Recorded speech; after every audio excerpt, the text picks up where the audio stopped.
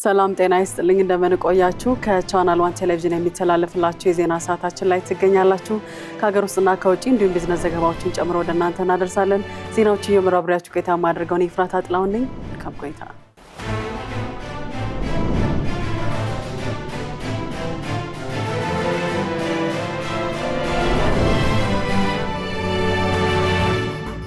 በአፍሪካ የግብርና ምርታማነትን ለማሳደግ ለሀገር በቀል ዝርያዎች ጥበቃ የሚሆኑ የዘር ባንኮች መጠናከርና ለማዳበሪያ ምርት እድገት በትኩረት መሰራት እንደሚገባ የአፍሪካ ህብረት ኮሚሽን የግብርና ገጠር ልማት ብሉ ኢኮኖሚና ዘላቂ አካባቢ ጥበቃ ኮሚሽነር ሞሰስ ቪላካቲ ገለጹ።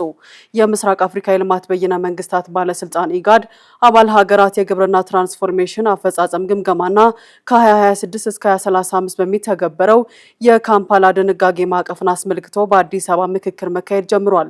አናል ተስፋ እንደሚከተለው ያቀርበዋል።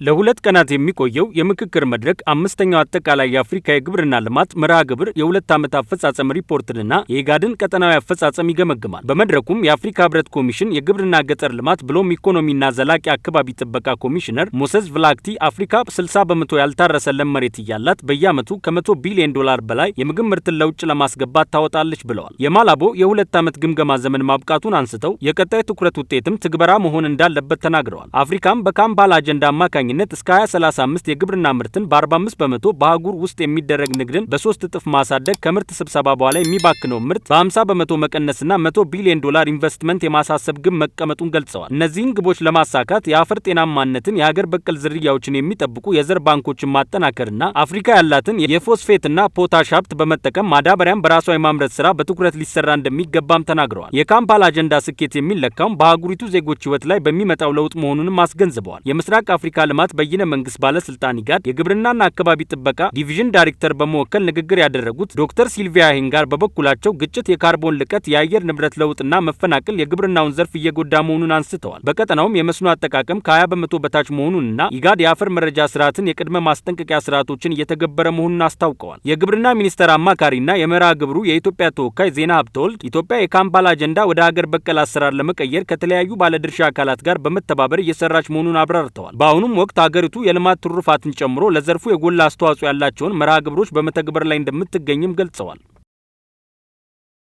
የጤና ሚኒስቴር በፎርሙላ ወተት አጠቃቀምና ስርጭት ላይ የሚያደርገውን ቁጥጥር እንደሚያጠናክር አስታወቀ። ጸጋነሽ ተሰማ ተጨማሪ አላት። ውሳኔው የተላለፈው ምርቱ በቤተሰብና በሀገር ላይ እያደረሰ ያለውን ከፍተኛ የኢኮኖሚ ጫና እንዲሁም በህፃናት ጤና ላይ እያስከተለ ያለውን ጉዳት ከግምት ውስጥ በማስገባት እንደሆነ የተናገሩት የጤና ሚኒስቴር ዴኤታ ዶክተር ደረጀ ድጉማ አብዛኛዎቹ የፎርሙላ ወተት ምርቶች ከውጭ ሀገር ተመርተው የሚገቡ ናቸው። በዚህም ምክንያት ምርቶቹ በመጓጓዣና በመንገድ ላይ ረዘም ያለ ጊዜ ስለሚወስዱ ጥራታቸውን ሊያጡ የሚችሉባቸው የተለያዩ ችግሮች ሊያጋጥሟቸው እንደሚችሉ ዶክተር ደረጀ አብራርተዋል። በተጨማሪም የፎርሙላ ወተት የሚወስዱ ህጻናት ለተለያዩ የጤና እክሎች በስፋት እንደሚጋለጡ ተመላክቷል። እነዚህ የጤና ችግሮች ለተጨማሪ የሕክምና ወጪ የሚዳረጉ በመሆናቸው በቤተሰብ ላይ የሚፈጥሩት የኢኮኖሚ ጫና ድርብ እንደሚሆን ተገልጿል። ይህንንም ተከትሎ ሚኒስቴሩ ምርቱ በአግባቡና በሚያስፈልግበት ደረጃ ብቻ ጥቅም ላይ እንዲውል ጥብቅ ክትትል ያደርጋል። በዚህም መሰረት ማስታወቂያዎችን ጨምሮ በአጠቃላይ የስርጭት ሂደቱ በህግ ማዕቀፍና በተቀመጠለት መምሪያ መሰረት ብቻ እንዲከናወን ይደረጋል። በኢትዮጵያ በአርቲፊሻል የወተት ምርቶች ላይ የሚሰሩ የተጋነኑ ማስታወቂያዎች እናቶች የተፈጥሮ ጡት እንዳያጠቡ እያደረገ ይገኛል። ይህንን ዘመቻ ለመከላከልና ቁጥጥሩን በህግ ለመምራት የህፃናት ምግብ ቁጥጥር መምሪያ ቁጥር 840/2014 ቀደም ብሎ መውጣቱ ይታወሳል። ኢትዮጵያ የዓለም ንግድ ድርጅት አባል ለመሆን የምታደርገው ድርድር ማጠቃለያ ምዕራፍ ላይ መድረሱንና ከ11 ሀገራት ጋር የሁለትዮሽ የገበያ ድር ስምምነት ማድረጓን የንግድና ቀጠናዊ ትስስር ሚኒስቴር አስታወቀ።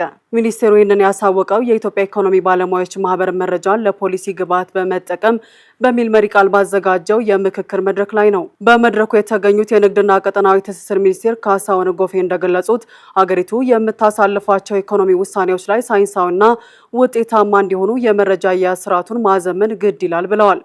ሚኒስትሩ አክለውም ኢትዮጵያ ወደ ዓለም ንግድ ድርጅት ለመቀላቀል የምታደርገው ድርድር ማጠቃለያ ምዕራፍ ላይ መድረሱንና ከ11 ሀገራት ጋር ደግሞ የሁለትዮሽ የገበያ ድር ስምምነት መደረጉን አብራርተዋል። በመድረኩ በተጠናቀቀው በጀት ዓመት ከውጭ ንግድ 11.2 ቢሊዮን ዶላር መገኘቱን የጠቀሱ ሲሆን በተያዘው በጀት ዓመት ደግሞ ገቢውን ወደ 13.4 ቢሊዮን ዶላር ለማሳደግ መታቀዱን ተናግረዋል። ሪፎርሞችና የፖሊሲ ትግበራዎች ስኬታማ ለማድረግ የ35 ዓመታት ዕድሜና ከ6500 በላይ አባላት ያሉት የኢትዮጵያ ኢኮኖሚ ባለሙያዎች ማህበር በተጨባጭ መረጃ ላይ የተመሰረቱ ጥናቶችን በማቅረብ መንግስትን ማገዝ እንደሚገባው ሚኒስቴሩ ጥሪ አቅርበዋል። የኢትዮጵያ የፍትህ ትራንስፎርሜሽን እና የማህበረሰብ ፍትህ ተግባራት ባሪያነት የሚጠቀስ መሆኑን የሄግ የህግ ኢኖሼሽን ኢንስቲትዩት ገለጸ። የኢንስቲትዩቱ የኦፕሬሽን ዋና ዳይሬክተር ሼከር ፑላ ለኢዜአ እንደተናገሩት ኢትዮጵያ በፍትህ አማራጭ የግጭት አፈታት ስርዓትን ለመዘርጋት እያከናወነች ያለችው ተግባር የሚደነቅ ነው ብለዋል። በፍትህ ዘርፍ አበረታች ተግባራት እያከናወኑ ከሚገኙ ሀገራት መካከል ኢትዮጵያ ተጠቃሽ መሆኗን አንስተው በዘርፉ ያስመዘገበችው ውጤታማ ተግባር ለሌሎች ሀገራት ተሞክሮ የሚሆን ነው ሲሉም ገልጸዋል። ፍትህ ሚኒስቴር ከባህላዊ ዳኝነትና የሀገር ሽማግሌዎች ጋር ያለውን ግንኙነትም አድንቀዋል። በባህላዊ ዳኝነት ወጥና በበቂ መረጃ ላይ የተደገፈ አካሄድ መከተል የሚያስችል አሰራር መዘርጋቱ ግጭቶችን አስቀድሞ ለመፍታት አስተዋጽኦ እንዳለው አስረድተዋል። ኢንስቲትዩቱ በበርካታ ሀገራት እንደሚሰራ ጠቁመው በኢትዮጵያ ያዩት የፍትህ ሚኒስቴር ቁርጠኝነት አርአያ ያለው መሆኑንም ተናግረዋል። ኢንስቲትዩቱ በሲዳማ፣ በአፋርና በአዲስ አበባ የማህበረሰብ ፍትህ ማዕከላትን በመደገፍ የፍትህ ስርዓቶችን የማጠናከር ተግባራት እያከናወነ እንደሚገኝም ገልጸዋል። በአዲስ አበባ የአየር ብክለትና የካርበን በካይ ቅንጣቶች ልቀት ከዓለም ጤና ድርጅት መመሪያ በላይ መሆኑን ጥናት አመላከተ። በከተማዋ ዋና ዋና የብክለት ምንጮችን ለመለየት የሚረዳ መረጃ የመሰብሰብ ስራ ለ3 ዓመታት ያህል መሰራቱም ታውቋል። ሄሮዳህ ንጉሴ ተጨማሪ አላት። የአሜሪካው የህዋ ምርምር ተቋም ናሳና የጣሊያኑ የህዋ ኤጀንሲ በጋራ በመሆን በምህጻረ ቃሉ ኤምኤአኤ የተሰኘ ተልዕኮ ሲያካሂዱ ቆይተዋል። ለዚህ ተልዕኮ ከተመረጡ ዋና የጥናት ከተሞች መካከልም አዲስ አበባ አንዷ ናት። የዚህ ተልዕኮ ዋና ዓላማም የካርበን ቅንጣቶችን በሳተላይት በመመልከት ከሰው ጤና ጋር ያላቸውን ግንኙነት መረዳት ነው። በዚህም በማይክሮ ፕሮሰሲንግ የተበከሉ የአየር ቅንጣቶች ላይ የተካሄደው የ3 ዓመታት አዲስ ጥናት በአዲስ አበባ የአየር ብክለት መጠን ከፍተኛ ደረጃ ላይ መድረሱን አመላክቷል። እንደ ጥናቱ ከሆነ የበካይ ቅንጣቶች መጠን በአዲስ አበባ የተመዘገበው የጥቁር ካርበን ወይም የጭስ መጠን በአሜሪካ ከሚገኙ አበይት ከተሞች ከ4 እስከ 9 እጥፍ ብልጫ እንዳለው የናሳ ይፋዊ ሪፖርት ያሳያል። የመኪና የከሰልና የማገዶ ጭስም ዋነኛ በካይ ናቸው ተብለዋል። ጥቃቅን የበካይ ቅንጣቶች ከባድ የጤና ችግር የሚያስከትሉ ሲሆን በዓለም አቀፍ ደረጃ በየዓመቱ ለ4.9 ሚሊዮን ሰዎች ህይወት ማለፍ ምክንያት ይሆናሉ። ኢትዮጵያ የነዳጅ ተሽከርካሪዎችን ማስገባት በመከልከልና የኤሌክትሪክ ተሽከርካሪዎችን በማስፋት አየርን የመንከባከብ እርምጃዎችን መውሰዷ በጥናቱ የተገለጸ ሲሆን ናሳ የሳተላይት መረጃዎችን ከቴሪስቴሪያል ሴንተሮች ጋር በማጣመር ጥናቱን አጠናክሮ እንደሚቀጥል አስታውቋል። በኢትዮጵያ ኦርቶዶክስ ተዋሕዶ ቤተክርስቲያን በየዓመቱ ነሐሴ 13 ቀን በድምቀት የሚከበረው የደብረ ታቦር ቡሄ በዓል ሃይማኖታዊ ስርዓትን ከማህበራዊ ትስስርና ከባህላዊ ሀገራዊ እሴቶች ጋር ባጣመረ መልኩ እንደሚከበር የቱሪዝም ሚኒስቴር አስታወቀ። አማሩ ገብሩ ተጨማሪ አለው። የኢየሱስ ክርስቶስን መለኮታዊ ብርሃን በደብረ ታቦር ተራራ ላይ መገለጥ የሚዘክረው የደብረ ታቦር ቡሄ በዓል ጥንታዊ ሃይማኖታዊ ይዘቱንና ውብ ሀገራዊ ባህላዊ እሴቶቹን ጠብቆ የዘለቀ ታላቅ ሀገራዊ ሀብት መሆኑን ሚኒስቴሩ ገልጿል። በዓሉ በየዓመቱ ሃይማኖታዊ ስነ ስርዓትን ከማህበራዊ ትስስር ጋር ባጣመረ መልኩ በደመቀ ሁኔታ የሚከናወን ሲሆን የቡሄ በዓል ስያሜ የብርሃን የደመቀና የበራ መሆን ትርጉም ከመያዝም በላይ እናቶች ለበዓሉ የሚያዘጋጁትን ዝግጅትና የሙልሙል ዳቦ ትውፊትን የሚያመለክት ሚስጥር የያዘ ነው። በበርካታ የሀገሪቱ ክፍል ለክርስትና ልጆች ሙልሙል ዳቦ የማበርከት ጥንታዊ ባህል የማህበራዊ ትስስር መገለጫ ሆኖ ያገለግላል። በተጨማሪም ጅራፍ በማጮህና ችቦ በማብራት በዓሉን በልዩ ስሜት ያከናውኑታል። በዓሉ በልዩ ሁኔታ በሚያደምቃት ታሪካዊቷ የደብረ ታቦር ከተማ ደግሞ አከባበሩ የተለየ ገጽታ እንዳለው ተመላክቷል። በከተማዋ በሚገኙ አደባባዮችና በርዕሰ አድባራት ደብረ ታቦር ኢየሱስ ቤተክርስቲያን የዳግማዊ ምኒልክና የእቴጌ ጣይቱ የልደት መታሰቢያ የሚከናወን ሲሆን በዓሉ ካሸንድዬ ባህላዊ ጨዋታ ጋር ተጣጥሞ በድንቅ ሃይማኖታዊና ባህላዊ ስነ ስርዓቶች የሚፈጸም መሆኑ ተገልጿል። ይህ በዓል ሀገራዊ ይዘቱን ጠብቆ ለትውልድ እንዲተላለፍና ለቱሪዝም መስህብነት እንዲያገለግል የበዓሉን ታሪክ ማወቅና ባህላዊ እሴቶቹን መጠበቅ እንደሚገባ የዘርፉ ባለሙያዎች መልእክታቸውን አስተላልፈዋል። የቱሪዝም ሚኒስቴር በዓሉ ያለውን ዘርፈ ብዙ ሃይማኖታዊና ማህበራዊ ፋይዳ በማስተዋወቅ ረገድ የበኩሉን ጥረት እያደረገ ይገኛል።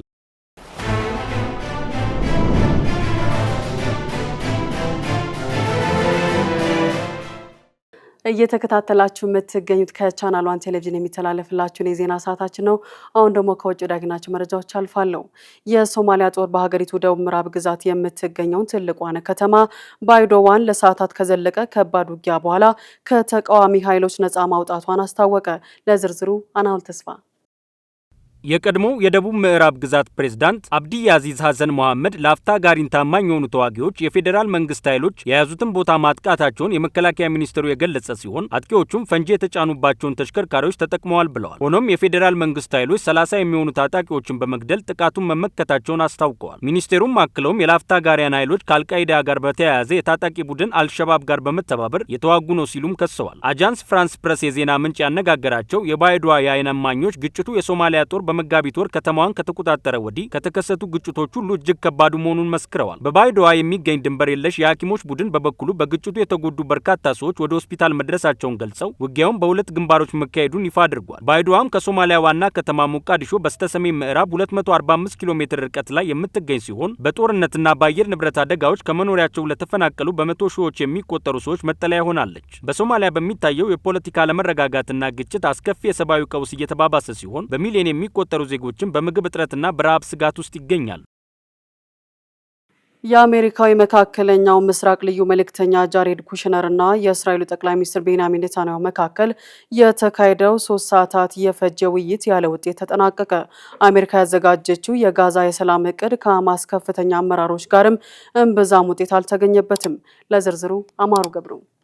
በፍልስጤም የሚገኘው የሐማስ ኃይልና ሌሎች ታጣቂ ኃይሎች ነፍጣቸውን ሙሉ በሙሉ እንዲያወርዱ፣ ጋዛ በአዲስ የፍልስጤም ሲቪል አስተዳደር እንድትመራ ማድረግ ብሎም በጋዛ የሚገኘው የእስራኤል ጦር ሙሉ ለሙሉ እንዲወጣ ማስቻል የሚሉና መሰል እቅዶችን የያዘው የአሜሪካ የሰላም እቅድ ተፈጻሚ ለማድረግ አሜሪካ የተለያዩ መንገዶችን እየሞከረች እንደምትገኝ ተዘግቧል። የዚህ ሙከራ አንድ አካል የሆነው ተልዕኮም በፕሬዝዳንት ዶናልድ ትራምፕ አማችና የመካከለኛው ምስራቅ ልዩ መልእክተኛ ጃሬድ ኩሽነር አማካኝነት እየተፈጸመ ስለመሆኑ አልጀዚራ ዘግቧል። ልዩ መልእክተኛው ባለፉት ቀናት በግብጽ ተገኝተው ከሐማስ ከፍተኛ ኃላፊዎች ጋር በዚህ የጋራ የሰላም እቅድ አተገባበር ዙሪያ ያደረጉት ውይይት እምብዛም ፋይዳ ያልታየበት መሆኑ ተገልጿል። ይህንኑ ውይይት ተከትሎ ኩሽነር በእስራኤል ተገኝተው ከጠቅላይ ሚኒስትር ቤንያሚን ኔታንያሁ ጋርም 3 ሰዓታት የፈጀ ውይይት አካሂደዋል። በዚሁ ውይይት ኔታንያሁ እስራኤል ሰራዊቷን ከጋዛ እንደማታስወጣ ሐማስ በመጀመሪያ ሙሉ በሙሉ ትጥቁን እስካልፈታ ድረስም የጋዛ መልሶ ግንባታ ሊጀመር እንደማይችል በድጋሚ አስረግጠው ተናግረዋል። የእስራኤል ባለስልጣን እንደገለጹት በዚህ ውይይት በኔታንያሁና በኩሽነር መካከል ምንም አይነት ተጨባጭ ስምምነት አለመገኘቱን ብሎም ኔታንያሁ የእስራኤልን ጦር ከጋዛ እንደማያወጣና በጋዛ የሚያካሄዳቸውን ወታደራዊ ዘመቻዎች እንደሚቀጥል በግልጽ መናገራቸውን አረጋግጠዋል። የእስራኤል ፖለቲከኞችና ፖለቲካን በንቃት የሚከታተሉ ዜጎች ጭምር ኔታንያሁ ላይ ከሚያሳድሩት የፖለቲካ ጫና ጋር ተያይዞ ፕሬዝዳንቱ ከበድ ያለ አጣብቂኝ ውስጥ መግባታቸውን የጠቆመው አልጀዚራ በቅዱ ላይም ያሳለፉት ውሳኔና ያራመዱት አቋም በትክክልም የእነዚህን ወገኖች ልብ እንዲያገኝ ያግዛቸዋል ብሏል። የእስራኤሉ ጋዜጣ ሃርትዝ እንደዘገበው ስብሰባው ሲጠናቀቅ አሜሪካ እስራኤል በጋዛ የአየርና የመሬት ጥቃቶቿን እንድትቀጥል ተስማምታለች ያለ ሲሆን ይህም ትራምፕ ከዚያ ቀደም እስራኤል በጋዛ ትጥቅ መፈጸም የለባትም ብለው ከተናገሩት ጋራ የሚቃረን ሐሳብ ሆኖ ተገኝቷል። ሐማስ በበኩሉ የ15 ነጥቡን የሰላም እቅድ ካርታ እንደተቀበለ ቢገልጽም እቅዱ በእስራኤል ዘንድ ተቀባይነት እንዲኖረው አሸማጋይ ሀገራቱ ግብጽ፣ ኳታርና የተርኪ ተወካዮች ብሎም የትራምፕ የሰላም ቦርድ ጫና እንዲያደርጉ ጠይቋል። ትራምፕ የአሜሪካ አጋር የሆነችው ኦማን ከኢራን ጋር ባለው ንግግር ጣልቃ የምትገባ ከሆነ ጥቃት እንደሚፈጽሙባት መዛታቸው ተዘገበ። አሜሪካና ኦማን የሆርሙዝ ወሽመጥን ለማስከፈት ከቴህራን ጋር በተናጠል እየተደራደሩ ነው። ጸጋኒስ ተሰማ ተጨማሪ አላት። ፎክስ ኒውስ እንደዘገበው ትራምፕ ኦማንን ያስጠነቀቁት በስልክ በሰጡት ቃለ ምልልስ ወቅት ነው። የኢራን ባለስልጣናት ከኦማን ጋር የሚያደርጉትን ድርድር እያጠናቀቁ እንደሆነ ተናግረው ነበር። ይህ በእንዲህ እንዳለ በአሜሪካና ኢራን መካከል ለ60 ቀናት የተፈረመው የተኩስ አቁም መግባቢያ ሰነድ ጊዜው መጠናቀቅ ላይ ይገኛል። ሰኞ ዕለት ትራምፕ በኦቫል ኦፊስ በሰጡት መግለጫ ቢቢሲ የመግባቢያ ሰነዱ እንዲራዘም ይፈልጉ እንደሆነ ጠይቆ አልፈልግም ሲሉ ምላሽ ሰጥተዋል። በአሜሪካና በኢራን መካከል የሚደረገው ንግግር በዋናነት የሚያተኩረው ሆርሙዝ ወሽመጥን ማስከፈት ላይ ነው። ኦማን በወሽመጡ ደቡባዊ ክፍል የምትዋሰን ሲሆን በግጭቱ ውስጥ ገለልተኛ ወገን መሆኗን ስትገልጽ ቆይታለች። ይሁን እንጂ ኢራን በተደጋጋሚ ጥቃት የፈጸመችባት ሲሆን አሁን ወሽመጡ እንዲከፈት በሚደረገው ድርድር ውስጥ ቁልፍ ሚና እየተጫወተች ትገኛለች። ዋሽንግተን ይህ የመርከቦች መተላለፊያ እንዲከፈት የራሷን ጥረት እያደረገች ትገኛለች። ፎክስ ኒውስ ትራምፕ ኦማን ጣልቃ የምትገባ ከሆነ ከባድ ድብደባ ይደርስባታል ማለታቸውን ዘግቧል። ትራምፕ ጣልቃ መግባት ሲሉ ምን እንደሚያካትት እንደሚያካትት ግልጽ አይደለም። በዚሁ ቃለ ምልልሳቸው ላይ አሜሪካ በኢራን ጦር ምጣኔ ሀብትና ፖለቲካ ውስጥ ወሳኝ ኃይል ከሆነው ከእስላማዊ አብዮታዊ ዘብ ጋር በእጅ አዙር ግንኙነት እንዳላቸው ተናግረዋል። የአብዮታዊ ዘቡ ቃል አቀባይ የትራምፕን ንግግር አስተባብሏል። ቃል አቀባዩ ለኢራን የዜና ወኪል ታስኒም ኒውስ በአብዮታዊ ዘቡ ባለስልጣናትና በአሜሪካውያን መካከል ምንም አይነት ውይይት አልተደረገም፣ እንዲሁም ይህ የትራምፕ ውሸት በጦርነቱ ሽንፈትና ተስፋ መቁረጥ ሰበብ የመጣ በግራ መጋባትና ቅዠት ምክንያት የተፈጠረ ተስፋ መቁረጥ ብቻ ነው ብለዋል። ትራምፕ ኦማን ላይ ዛቻውን የሰነዘሩት ኢራን ሁለቱ ሀገራት በወሽመጡ መርከቦች ማለፍ እንዲችሉ ስምምነት ላይ መድረሳቸውን ከተናገረች ከጥቂት ሰዓታት በኋላ ነው። ሮይተርስ አንድ የኢራን ባለስልጣንን ጠቅሶ ቴሄራን በባህረ ሰላጤ ውስጥ ከሚጓዙ የጭነት መርከቦች ከ5 በመቶ እስከ 7 በመቶ የሚደርስ ክፍያ እንደምትጠብቅ ዘግቧል። ሩሲያ በዩክሬን ያለው ቀውስ እንዲባባስ ሆን ብላ እየሰራች ነው ስትል ብሪታንያን ከሰሰች። ሀገሪቷ ይህንን ያለችው የሩሲያን ኢላማዎችን ለመምታት ብሪታንያ ሰራሽ ድሮኖች ጥቅም ላይ መዋላቸው ከተረጋገጠ በኋላ ነው። ሄሮዳህ ንጉሴ ተጨማሪ አላት። በብሪታንያ ያለው የሩሲያ ኤምባሲ ባወጣው መግለጫ ብሪታንያ በደም አፋሳሽ ወንጀልና የሽብር ጥቃት አጋርና ተባባሪ እየሆነች ነው ብሏል። ምላሽ የሚያስፈልገው የለንደን ድርጊት መዘዝ ማስከተሉ አይቀሬ ነው ያለው መግለጫው ብሪታንያ በግጭቱ ያላት ተሳትፎ እየጨመረ በመጣ ቁጥር የምትከፍለው ዋጋ እንደሚከፋ አስጠንቅቋል። ሩሲያ ያቀረበችውን ክስ ተከትሎ የብሪታንያ የመከላከያ ሚኒስቴር ቃል አቀባይ በሰጡት ምላሽ ብሪታንያ ከዩክሬን ጎን ትቆማለች ሲሉ ለቢቢሲ ተናግረዋል። መንግስት ሩሲያ በዩክሬን በብሪታንያና በአጋሮቻችን ላይ ፈጸመች ባለችው እብሪት በተቃራኒ መቆሙን ሩሲያ መጠራጠር የለባትም ሲሉም በመግለጫቸው ላይ አቋማቸውን ገልጸዋል። ጨምረውም ብሪታንያ ዩክሬን ከሩሲያው ፕሬዝዳንት ህገወጥ ወረራ ራሷን ለመከላከል የሚያስችላትን መሳሪያ ለማቅረብ ቁርጠኛ ናት ብለዋል። መከላከያ ሚኒስትሩ ሚያዝያ ወር ላይ ረጅም ርቀት ጥቃት መፈጸም የሚችሉ መሳሪያዎችን ጨምሮ በ10 ሺዎች የሚቆጠሩ ድሮኖችን እንደሚያቀርብ አስታውቆ ነበር። በብሪታንያ 2 የተለያዩ ኩባንያዎች የተሰሩት ድሮኖች በሩሲያ ውስጥ በተፈጸመው መጠነ ሰፊና ስኬታማ የሆኑ ወታደራዊ እንዲሁም የነዳጅ ማጣሪያዎችን፣ መጋዘኖችንና የኦንላይን ጅምላ አከፋፋይ የሆነውን ዋይልድ ቤሪስን ጨምሮ የኢንዱስትሪ ኢላማዎችን ለመምታት ጥቅም ላይ ውለዋል። ዩክሬን የሩሲያው አማዞን የሚባለውን የኦንላይን ገበያ ድርጅት በተደጋጋሚ ኢላማ ያደረገች ሲሆን በሀገሪቱ ካሉ 10 ትላልቅ የድርጅቱ የሎጂስቲክስ ማዕከላት 7ቱ ሙሉ በሙሉ መውደማቸውን ገልጻለች። በእነዚህ 35 ቢሊዮን ዶላር የኢኮኖሚ ጉዳት አድርሰዋል በተባሉ ጥቃቶች የዩኬ ድሮኖች ጥቅም ላይ መዋላቸውን ወታደራዊ ምንጮች ለቢቢሲ አረጋግጠዋል። ሩሲያ በዩክሬን ላይ ሙሉ ወረራ የከፈተችው ከ4 ዓመታት በፊት ሲሆን አሁን ላይ 1/5ኛውን የዩክሬን ክፍል ተቆጣጥራ ትገኛለች።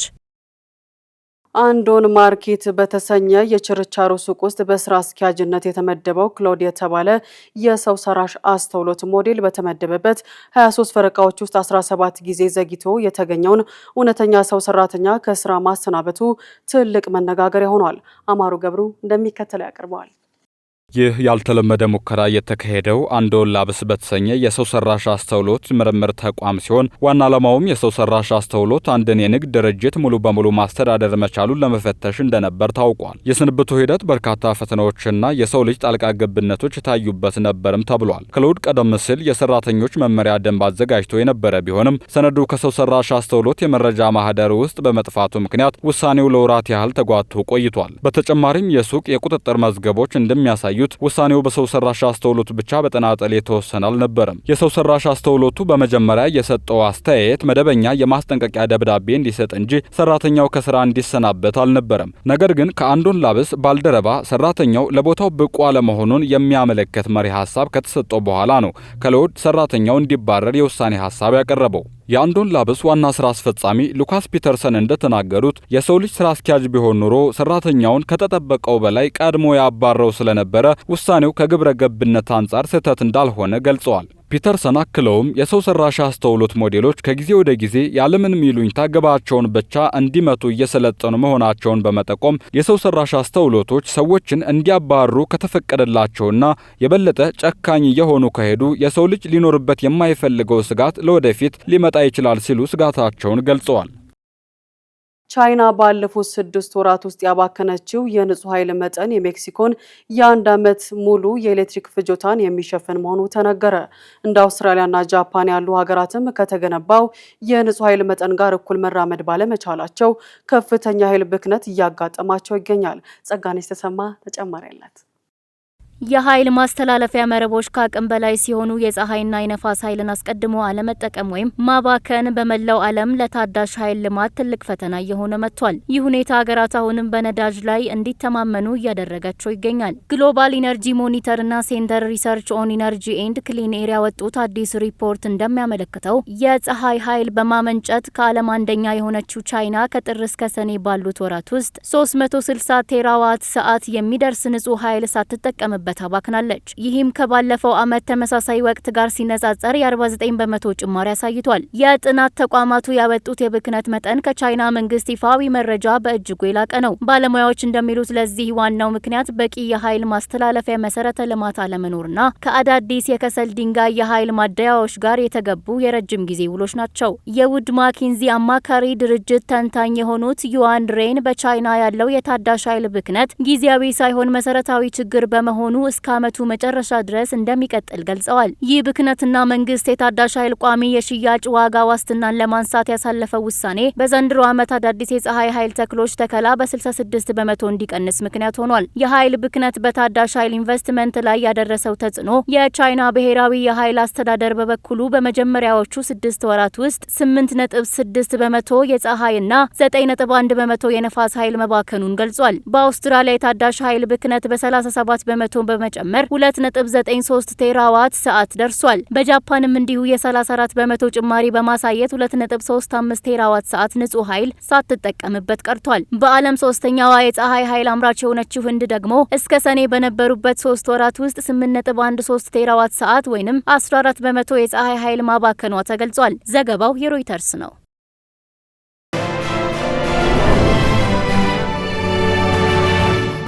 ወደ ቢዝነስ ዘገባዎች አልፋለሁ።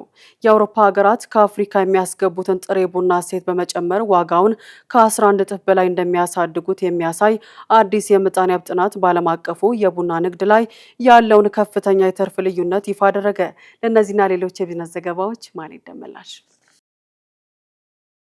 አውሮፓ ኢኮኖሚክ ሪሰርች ሊሚትድ ባወጣው ጥናት መሰረት አውሮፓ ራሷ ቡና ባታመርትም እንደ አውሮፓውያን አቆጣጠር በ2025 ከዘርፉ ከግማሽ ትሪሊዮን ዩሮ በላይ የምጣኔ ሀብት ምርታማነትን አግኝታለች። ምክንያቱም ወደ አውሮፓ ከሚገባው ቡና 97 በመቶ ያልተቆላ ጥሬ ምርት ነው። አውሮፓውያን ቡናውን ካስገቡ በኋላ እዚያው በመቁላት በማሸግና በችርቻሮ በማቅረብ ከፍተኛውን ትርፍ ለራሳቸው ያስቀራሉ። የኢትዮጵያ ቡና ወጪ ንግድ 34 በመቶ መድረሻው አውሮፓ ሲሆን ይህም የሀገሪቱን 11.8 በመቶ አጠቃላይ የውጪ ንግድ ገቢን ይሸፍናል። ጥናቱ አምራች ሀገራት ተጠቃሚነታቸውን ለማሳደግ ምርታቸውን እዛ ሀገር ውስጥ አቀነባብረው መላክ እንዳለባቸው ያሳያል። መረጃው የኢትዮጵያ ቡናና ሻይ ባለስልጣን ነው። የኢትዮጵያ ልማት ባንክ በአመት ከ170 ሚሊዮን ዶላር በላይ የሚጠይቀውን የብርጭቆ ምርት ወጪ ለማስቀረት አዲስ ግዙፍ የጠርሙስ ፋብሪካ ፋይናንስ ማድረጉን አስታወቀ። የሀገሪቱ አመታዊ የብርጭቆ ጠርሙስ ፍላጎት 265 ሚሊዮን ቢሆንም የሀገር ውስጥ ፋብሪካዎች ማቅረብ የቻሉት 25 በመቶውን ብቻ ነው። ይህንን ክፍተት ለመሙላት በደብረ ብርሃን ከተማ የተገነባው ዴዴ የጠርሙስ ፋብሪካ 70 በመቶ ፋይናንስ የተደረገው በልማት ባንክ መሆኑ ተገልጿል። ፋብሪካው በሀገር ውስጥ የሚገኙ እንደ ኳርትዝ ሳንድና ላይምስቶን ያሉ ጥሬ እቃዎችን ይጠቀማል። በአሁኑ ወቅት የማሽን ፍተሻ ላይ የሚገኘው ይህ ፋብሪካ በቀን እስከ 450 ሺህ የምግብ ማሸጊያ ጠርሙሶችን የማምረት አቅም ያለው ሲሆን ለ400 ዜጎችም የስራ ዕድል መፍጠር መቻሉ ተመላክቷል። ባንኩ ፋብሪካው በቅርቡ ወደ ምርት እንደሚገባና ከወዲሁ ከግዙፍ አምራች ኩባንያዎች ጋር የገበያ ትስስር መፍጠሩ ተገልጿል። ሲብርን የተባለው ዓለም አቀፍ የቴክኖሎጂ ድርጅት በኢትዮጵያ እየተከናወኑ ያሉትን የዲጂታል ክፍያ ማሻሻያዎችን ለመደገፍ አዲስ ስትራቴጂካዊ ተነሳሽነትን ይፋ አደረገ። ይህ እንቅስቃሴ የምስራቅ አፍሪካን የቴክኖሎጂ ገበያ ለማጠናከርና ደህንነቱ የተጠበቀ የገንዘብ ዝውውር ስርዓትን ለመዘርጋት ያለውን ቁርጠኝነት የሚያሳይ እንደሆነ ጠቁሟል። ድርጅቱ በኢትዮጵያ የክፍያ ስርዓት ላይ ባደረገው ጥናት አገሪቱ በአፍሪካ ካሉ ትልልቅ የዲጂታል ክፍያ ማሻሻያ እድገት አጋጣሚዎች አንዷ መሆኑን ገልጿል። የቁጥጥር ማሻሻያዎችና የዲጂታል ቴክኖሎጂዎች ፈጣን እድገት ለዚህ ስኬት መሰረት እንደሆኑ ተመላክቷል። ለተሻሻለው የክፍያ ስርዓት ስኬት ከሀገር ውስጥ አጋር ጋር መስራት አስፈላጊ መሆኑን የገለጸው ሲብሪን ከቀዳሚዎቹ የኢንፎርሜሽን ኮሚኒኬሽን ቴክኖሎጂ አቅራቢዎች አንዱ ከሆነው ሞቲ ኢንጂነሪንግ ጋር አብሮ ለመስራት ስምምነት ላይ ደርሷል። የዚህ ትብብር ዋና ዓላማ የኢትዮጵያ የባንክና የፋይናንስ ተቋማት የዲጂታል ክፍያ አፈጻጸማቸውን እንዲያሳድጉና የዕለት ተዕለት ስራዎቻቸውን በራስ ስር እንዲያስተካክሉ መርዳት ነው ተብሏል። መረጃው የካፒታል ነው። በአሜሪካና በኢራን መካከል የተደረሰው ጊዜያዊ የመግባቢያ ስምምነት ጊዜ ማብቃቱን ተከትሎ የዓለም የነዳጅ ዋጋ ጭማሪን አሳየ። በሁለቱ ሀገራት መካከል በሰኔ ወር የተፈረመው ስምምነት ጊዜው ሰኞ ዕለት ማብቃቱ ተገልጿል። የኢራን የውጭ ጉዳይ ሚኒስቴር የስምምነቱን ጊዜ ለማራዘም የሚደረግን ውይይት ውድቅ አድርገዋል። ይህን ተከትሎ የአሜሪካ ድፍድፍ ነዳጅ ዋጋ በበርሜል $82.79 የደረሰ ሲሆን ዓለም አቀፍ መለኪያ የሆነው ብሬንት በበርሜል $89.06 ደርሷል። የሁለቱ ሀገራት ስምምነት የሆርሙዝ ወሽመጥን ክፍት ለማድረግ ያለመ ነበር። ሆኖም አሜሪካ ስምምነቱን ጥሳለች በሚል ኢራን ተጨማሪ ውይይት እንደማታደርግ አስታውቃለች። የዚህ ውጥረት መጨመር በዓለም አቀፍ የነዳጅ ገበያ ላይ ተጨማሪ ስጋትን ፈጥሯል። መረጃው የካፒታል ነው። አዲስ የተጣለው የታሪፍ ገደብ ማብቂያ ቀን ከመድረሱ በፊት በአሜሪካና በካናዳ መካከል የሚደረገው የንግድ ድርድር እጅግ ከፍተኛ ትኩረት የተሰጠውና ተከታታይነት ያለው መሆኑን የሁለቱ ሀገራት ባለስልጣናት ገለጹ። ዋሽንግተንና ኦታዋ በታሪፍ ዙሪያ ያላቸው ልዩነት አሁንም እልባት አላገኘም። ሁለቱ ወገኖች በብረት በአልሙኒየምና በግብርና ምርቶች ላይ ስምምነት ለመድረስ እየሰሩ ይገኛሉ። አዲሱ የጊዜ ገደብ ከመጠናቀቁ በፊት ስምምነት ላይ ካልተደረሰ ግንኙነቱ የከረረ ሊሆን እንደሚችል ተገምቷል። መረጃው የቢቢሲ ነው። ስትከታተሉ የቆያችሁት ከቻናል 1 ቴሌቪዥን የሚተላለፍላችሁን የዜና ሰዓታችንን ነበረ። ዜናዎች እየመራብሪያችሁ ቆይታ ያደረኩት እኔ ፍራታ ጥላሁን ነበርኩኝ። ሌሎች የቻናል 1 ፕሮግራሞች ይቀጥላሉ። መልካም ጊዜ